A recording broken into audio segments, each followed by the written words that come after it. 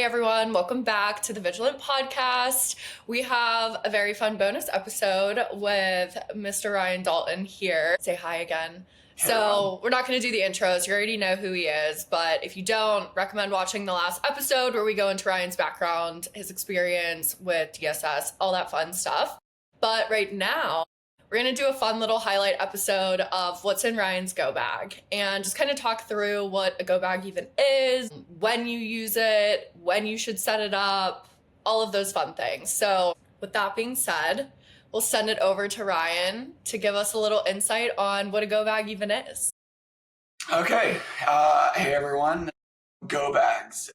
Go bags are really fun to make. I've got one that I've worked on refining and making a little bit better over the years.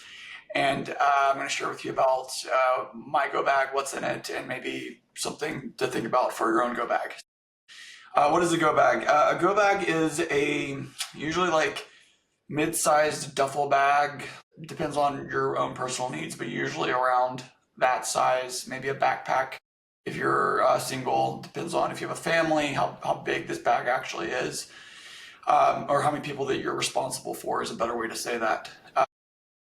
And that bag contains what you need to survive for 48 to 72 hours. So this bag contains what you would need to endure something that is unpredictable and unsafe to give you the best chance of survival in some kind of hazardous situation.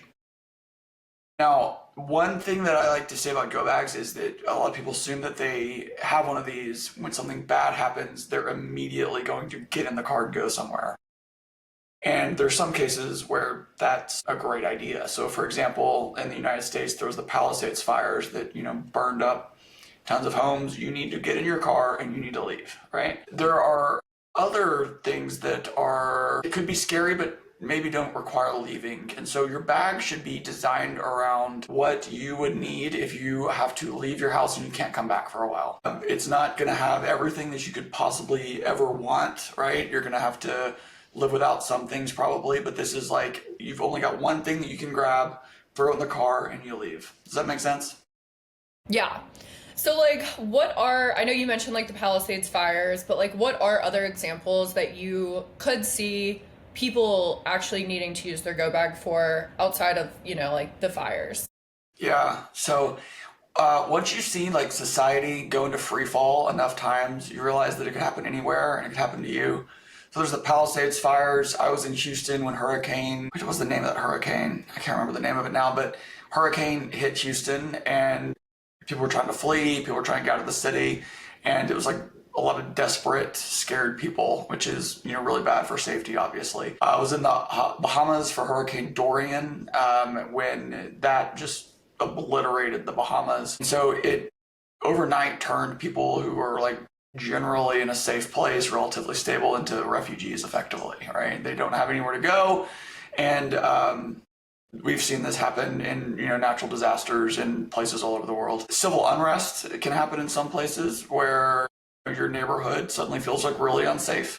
Most neighborhoods in the US are very safe places just generally, but that's not always the case. And maybe you want to just go be somewhere safe for a while.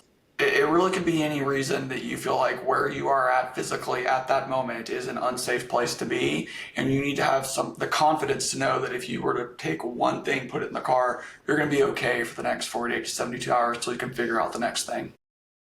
And so it just stays packed in your house at all times, and easily reach. I personally don't have a go bag, so I'm going to take whatever we learned in this episode today and whip one up. But basically, I guess for and for the listeners' questions and what they should know, do you just have it sitting in your house at all times available? I keep it in the vehicle that we're most likely to leave with. So we have a Toyota 4Runner, and so I keep it in the back of the 4Runner. And I playfully give my wife a hard time, but I'm actually serious when we're packing to go somewhere and she takes it out to make more space. I'm like, babe, that's the purpose of this bag. You have to keep it in the car because you also don't know if you're traveling and it happens while you're somewhere else, something bad happens. It needs to be accessible, right? So I keep it in the vehicle. Okay, got it. And so what are some of the items that you keep in your go bag? So I classify those items into like categories. Communication, like fuel, by that I mean like fuel that we consume as humans. Signaling is a big one, medical, and first aid. So those are the big categories of items that are in the bag. I'm going to go through those so I can remember them in order. I think I started with like food and water. You want to have like 48 to 72 hours worth of food and water available. Pretty easy to do. You could throw a bottle of water in there. You can have like a large container of water. That's going to take up the most space and probably be the heaviest, but it's the most essential. I also have water like treatment things in there. So I have water purification tablets and then a water purifier in case you run out of tablets. Water is like the most important thing to survive, and so it gets the attention first. Water purification tablets are super cheap, and then you can get like life straws you can put in like basically dirt water and it'll push out like clean water on the other side. It's like pretty cool. So water is the first big one, and then the next is food, and this is not like anything particularly sophisticated. I mean, we're going to survive on like protein bars and Cheez-Its, and yeah, we're not getting like super awesome calories, but they're substantive. Like there's like pretty good macros in most protein bars, for example. Maybe like not so heavy on the Cheez-Its, but like include Cheez-Its because Cheez-Its can make you happy. And if you're traveling and something bad is happening, you've got kids in the car and you're like, hey man, here's some Cheez-Its, right? Like suddenly the day sucks a little bit less, and food is a part of that experience. So, or in our case, nacho cheese Doritos, the superior. Nacho cheese Doritos. Yeah. Okay, awesome. And so you kind of touched on, like, I think you said signals or like communication, things like that. As far as like food, obviously, yeah, you want to pack for 48, 72 hours for food, which you kind of went through. And you're packing for a family of 4. So you kind of have to do at least a little bit of like calorie breakdown math of like what should be sustainable, I'm guessing, for each person to make it through that time period. Right. Yeah, so you need to have some idea of how many calories per day that you, your wife, your kids, whoever you're responsible for, will consume during that time, and you'll get your ideal caloric intake, and then you'll have like some amount less than that would be like a sustainable caloric intake. So you'll be able to shape your go bags contents based on high calorically dense foods that will take up not as much space and provide nutritional benefit. That's the goal. Protein bars and things like that are great for that. Got it. And then as far as, like communication, because I mean, we've all here worked, mass disaster events, and all communication drops. Like your ability to send messages, voicemail, like calls, anything like that kind of goes out the window at that time. So I guess in tandem with your go bag, like what does your family have, like a rally point that they meet at that they like know of in the event something happens? And like what does that process look like? Yeah, if I trained them better, we would.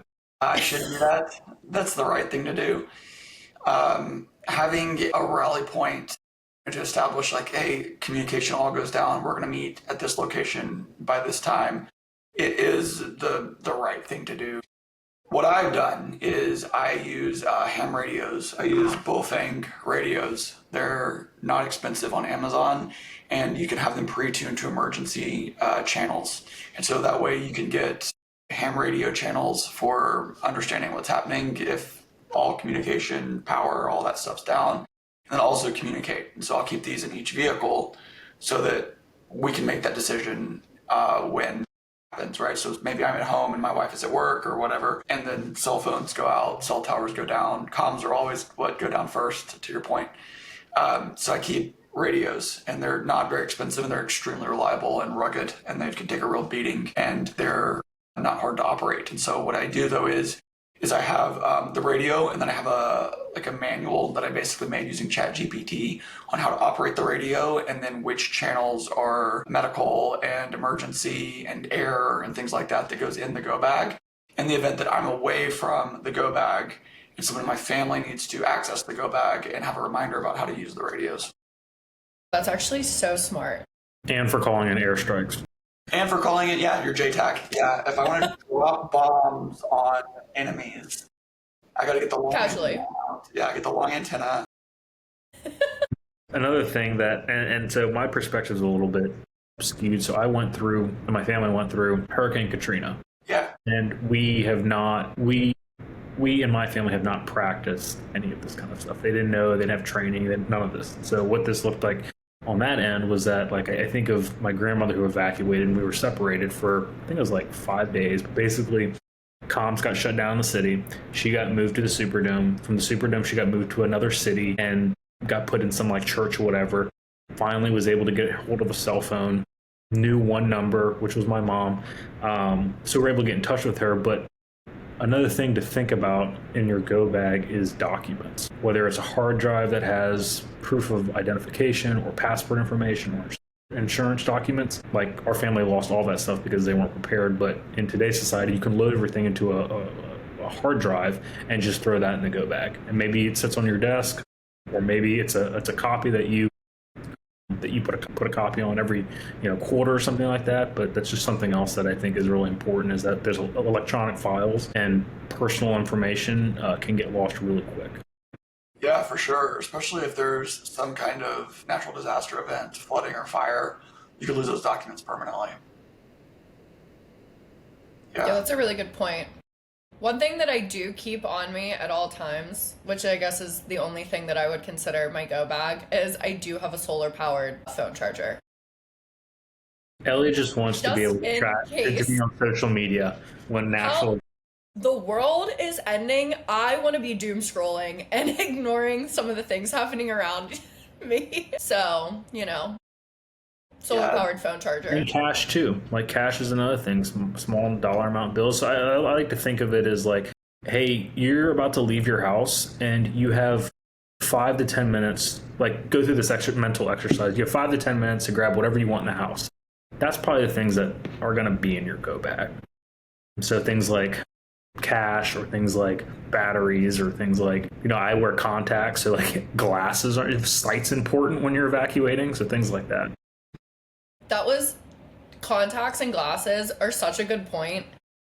I ended up getting LASIK eye surgery, actually, because I had a girl one time that was like, I just got LASIK eye surgery, and I was like, oh, cool, like, I've thought about it, but I'm terrified. And she's like, all I thought about was, if I ever got kidnapped and I didn't have my glasses on or contacts, I would never be able to tell anyone where I am or like describe who took me. And my vision was like horrific. And I don't know why that like lived rent free in my brain. I was like, I need LASIK eye surgery right now.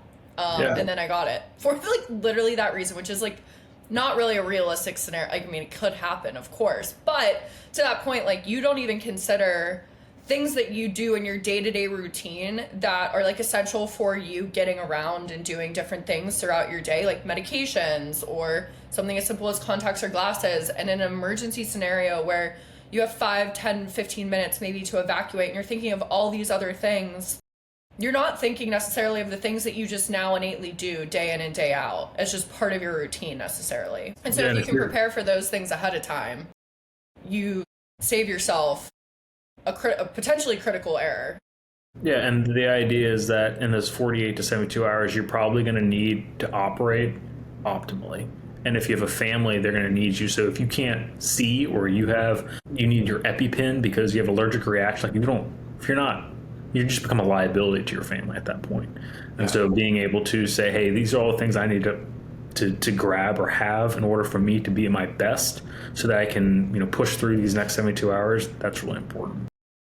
Yeah, that's a great point. You're going to have to operate optimally and deal with problems maybe that you've never solved before. And so cognitively, you need to be able to perform. And one of the things that I have in mind is I love coffee. I love pre-workout. I love caffeine. I operate my best when I have like the right amount of caffeine in me. And so I have caffeine pills in my go bag, because I know that like something bad could happen at 1 a.m. And I'm up, throw the kids in the car, go back to the car, and now I'm like doing this while like driving, like trying to figure out where to go or whatever, right? And so I want to be cognitively like really, really sharp in the event that I have to solve something that is pretty messy. Ellie's go bag is literally just an entire matcha set, so that when she's driving her family, it's just like matcha, gummy worms, And Doritos. and Doritos. The go bag of champions right there, if you ask me, you know? You'll make it. Hey. And I think, honestly, all joking aside, the one thing that we kind of want you to take away, and you're going to probably see this in majority of the podcasts and the people that we talk to, I think majority of people are trained as they grow up that something bad happens, you rely on emergency services to come save you. And don't get me wrong, like, emergency services, great. Like, they are well trained, majority of them. Like, they are equipped to handle those types of situations. But you never want to be so dependent on a group of individuals to save your life. Typically, whenever emergencies happen, within those first, 1 to 7 minutes, you're on your own anyways, before emergency services can even get to you, in a best case scenario. And if your only plan in your brain is rely on them, you're setting yourself up for failure. And most people who survive really horrific experiences or, disasters that unfold and occur are the people who took matters into their own hands and prepared themselves to take on a situation like that, which is, having this type of go bag, doing mental prep, to Alex's point as well. I mean, doing reps in your brain of what do I do if this situation would ever occur? How would I handle that? What would I, what would I do with my family? And all of those things mentally prepare you, just like an athlete mentally goes through their routines or their reps or whatever. And it helps you kind of train yourself that if that situation ever arises, for you to respond accordingly and not go into that freeze in that fight or flight type of scenario. Totally. Yeah. Another point to throw out is that in these situations, and it depends on what the exact situation is, but you may have to Ryan's point, if society is in free fall, there may be times where you have to defend yourself. And so understanding, well, if my family or myself are approached or attacked or whatever, what am I going to do? And so whether that's having a handgun, a knife, something like you ultimately need to consider having something like that, because there are no laws at that point when people are on the brink of starvation or whatever it may be. And so just when I left, I was in Florida last year evacuating, and there was no gas and people were on the side of the road, and there was moments where I was like, hey, maybe it's a good thing that I have a handgun in the car, because you just don't know. And so that's something else to consider. Yeah, desperate people are unpredictable. Otherwise, well-balanced people that are desperate would do things that they or otherwise might not normally do. So I've seen that happen in enough places where, like in Bahamas particularly, food rations would become available. Keeping law and order was by the host country. We weren't doing that, but they were having to manage people who were very desperate and hungry.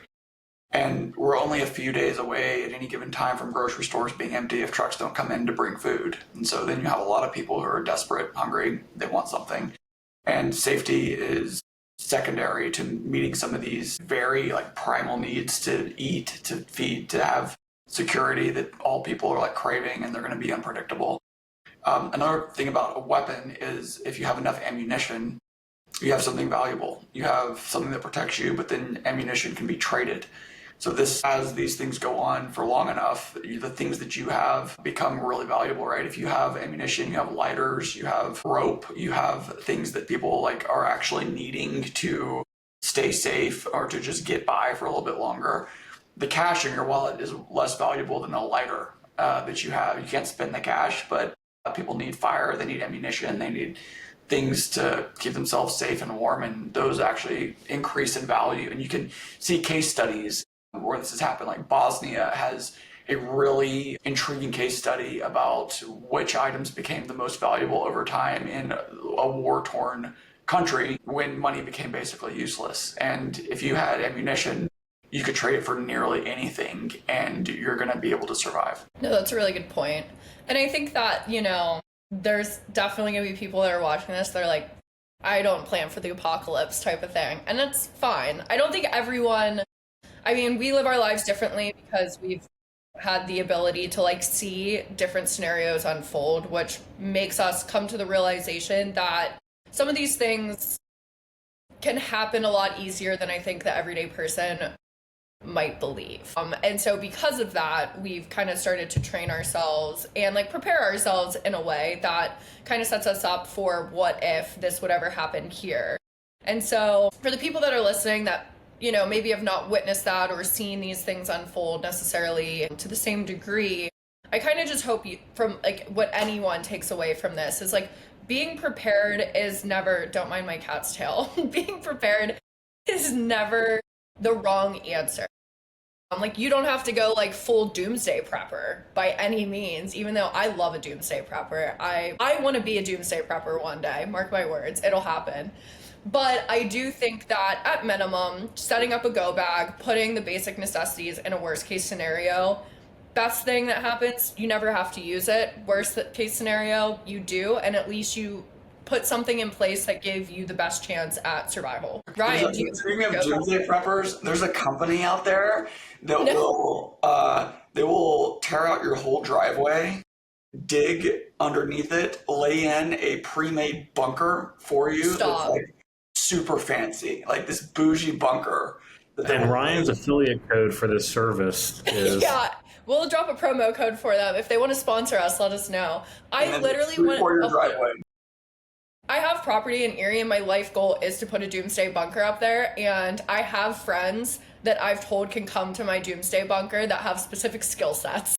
Yeah, totally. You gotta come with something valuable or else Ryan and Alex are invited to my doomsday bunker if anyone was wondering, but I also have some doctors, but if you also want to come to my doomsday bunker, fill out the form to be on our podcast and I'll consider you.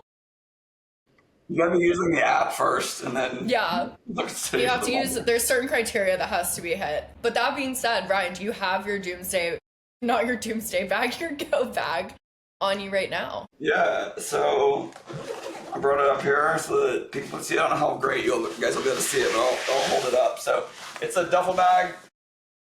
It's about this big. Not about this big. It is this big. You're looking at it. So this is the duffel bag, and it holds everything that I need in it. And once a year I audit this bag where I just get bored on like a Sunday afternoon or something. I wonder what's in that thing. And I go back down there and I like take it all out and I look at it and I'll replace some things and make sure it's in the condition that I want it to be in. And I'll replace like maybe medical things or maybe some food, you know, update it every now and then. And if you really want to get a Dooms go bag quickly, you know now that Ryan keeps his in his Toyota 4Runner, and you can just steal it. Yeah. And you'll have a great go bag. Yeah, that's another reason to collect ammunition. Is if you collect enough ammunition, you don't need to collect anything else for doomsday prepping as long as you know someone who does, because you just go take it from them. Exactly. 100%. You can also, for listeners, if you don't want to assemble yours, you can also go on Amazon and there's pre-packaged go bags. So that's kind of the easy button. It is good for you to know, to go through the mental exercise of packing your own bag so you know where things are and how things work. But the easy button is, hey, buy this thing for $300, $200. I can't remember how much they are, but you know, has everything you need maybe for 72 hours plus. Yeah. And one other thing that we didn't really touch on, but I do know is definitely in Ryan's go bag, and he might have mentioned this, but a really great first aid kit. Like you can buy those off of also Amazon. And they come with, you know, gauze, bandages, a tourniquet, like packing gauze, all of those things that just give you like a basic ability to, you know, like handle any type of injuries that occur and like keep someone alive for that time until a first responder actually could get to you. Definitely put one of those in there. Honestly, that should just be in your car at all times. Yeah, we have first aid kit, trauma kit, and antibiotics. Oh, that's antibiotics is good too. Yeah. Anything else we didn't talk about that's in your fancy schmancy go bag? I keep a spreadsheet of everything that's in there, so I'm looking at it on my screen over here. I keep a spreadsheet of what I have in there. Yeah, I'll just list all some things to be thinking about. Signaling is beyond more than just communication. You can have like a bright red square that you can open up and use to signal for distress. That's a good one. Goggles are one if you're having to drive through smoke. I keep goggles that are in there. Toilet paper is pretty self-explanatory.